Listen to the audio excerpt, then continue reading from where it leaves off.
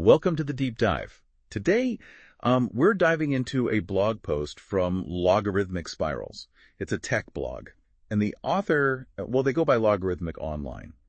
And they wrote about upgrading their graphics card. We're going to, take a look and see why it's more than just like a tech thing. It's interesting because Logarithmic, they don't just talk about the hardware. They also talk about, why they did it. They talk about FOMO, like that fear of missing out. I bet a lot of our listeners can relate to that, especially with tech. I think we've all been there. Logarithmic sets the scene first. They talk about building their PC during COVID.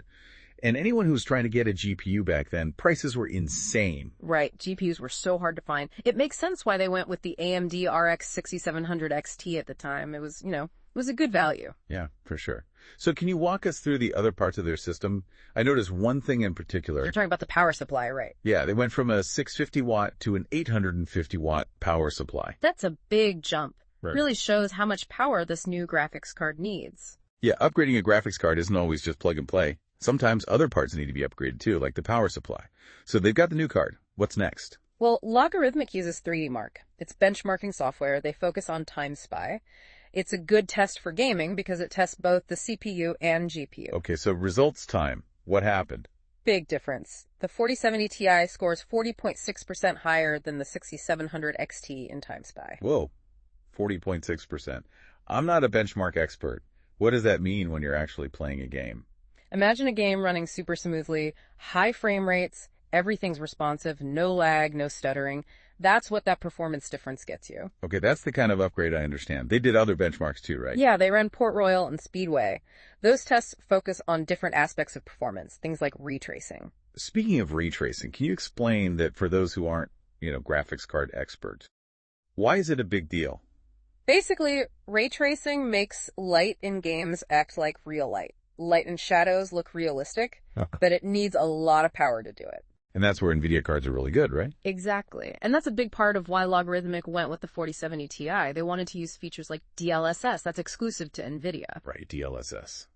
Deep Learning Super Sampling. What is that? Think of it as AI that makes your game look better without slowing it down. It uses AI to predict what a higher resolution image would look like. So you get the shark image without the performance hit. So wait, I can have high resolution and high frame rates? What's the downside? There isn't really one. It's amazing tech, and it's always getting better. They were excited for DLSS 3, but now DLSS 4 is out. Ah, the never-ending tech cycle.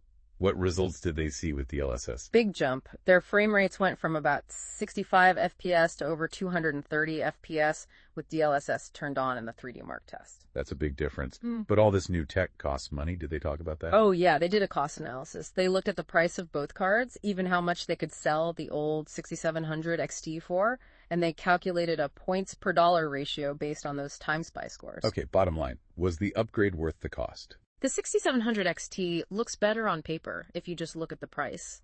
But Logarithmic argues that for them, the extra performance, features like DLSS and ray tracing, made the 4070 Ti worth the extra money, especially after selling their old card. It sounds like they felt they got their money's worth. Plus, they're using the 4070 Ti for AI stuff. That's something the 6700 XT couldn't do. What exactly were they doing? Remember, we talked about the AI and machine learning. Well, they were running Comfy UI on it, which is an image generation tool. Right.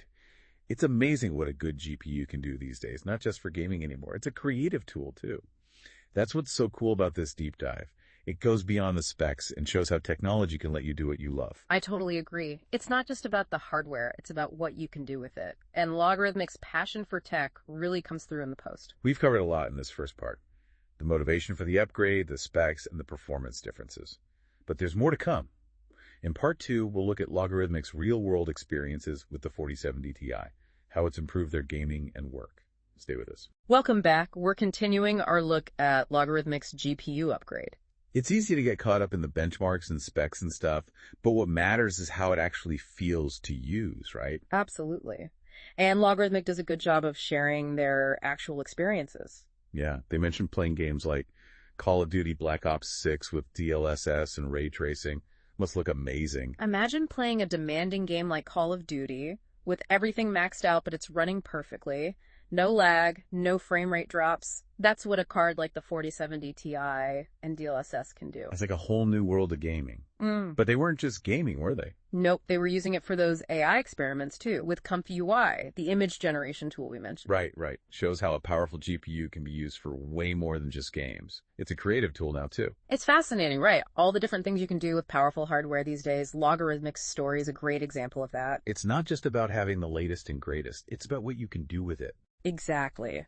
And let's face it, these upgrades aren't cheap. Did they talk about the cost at all? Yeah, thankfully they did. They actually break it down, factoring in both cards and even how much they sold their old 6700 XT for. So what was the verdict? Worth it. The 4070 Ti was definitely more expensive. But for their needs, the performance, the NVIDIA features, they felt it was worth it, especially after selling the old card. Seems like it was a good investment for them. Which brings up a good point.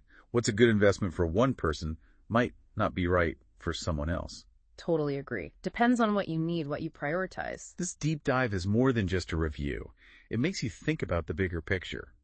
When you're looking at new tech, you have to think about how it fits into your life, you know? Absolutely. What are your goals? What do you love doing? Sometimes you have to be willing to invest in yourself. This has been a great look at PC hardware and how to decide on a big upgrade. But we're not done yet. In the last part, we'll step back a bit and look at what we can learn from all this. What does it tell us about our relationship with technology? Stay tuned for the final part. Welcome back to the final part of our deep dives. We've been on this journey with Logarithmic. You know, from that AMD RX 6700 XT to the NVIDIA RTX 4070 Ti. Yeah, we've talked specs, performance, all that. But now I want to, zoom out. What did we learn? Good question. This isn't just about one person's upgrade, right? There's stuff here for anyone who uses tech. Doesn't matter if you're a gamer, a programmer, whatever. So what are the big takeaways? Well, Logarithmic shows us, be careful what you buy. It's easy to get caught up in the hype, always wanting the newest thing. Oh, the FOMO. I know that feeling all too well. Yeah, happens to everyone. But Logarithmic, they stopped and thought, what do I need? What am I trying to do? Sometimes the newest thing isn't the best for you. It's like finding the right tool for the job, right? Exactly. You got to think, what am I trying to do? What's important? That helps you decide what to spend your money on. And that's not just for computers, right? That's for everything. What apps you use, what websites you visit. Totally. It's about, controlling how you use tech, not letting it control you. Something else I was thinking about. Buying new tech can be like investing in yourself, you know? That's an interesting way to look at it. What do you mean? Well, think about it. Logarithmic didn't just buy a graphics card. They, improved their gaming. They got into AI art. It's about being able to do what you love. Ah, I see what you mean. When you get tech that matches your passion, it lets you be more creative, do more stuff. Exactly. It's not just spending for no reason. It's an investment. It helps you grow, learn, try new things. And let's not forget, tech is always changing. Something awesome today is old news tomorrow. Yeah, and what seems impossible now might be normal in a few years. It's exciting, but kind of scary, too. The important thing is to, stay curious. Keep learning. Be open to new stuff. Don't be afraid to, experiment. So, to everyone listening, we ask you this. What part of your life needs a deep dive? What could you improve? What are you missing out on? That's something to think about as we wrap up. We've talked about the technical side, what it's like to use, and what we can learn from it all. But here's the thing. Technology, it's just a tool. It's up to us to use it well, to use it to make our lives better, to help us do what we want to do. Thanks for joining us on this deep dive. We'll see you next time for another exploration of the world of tech.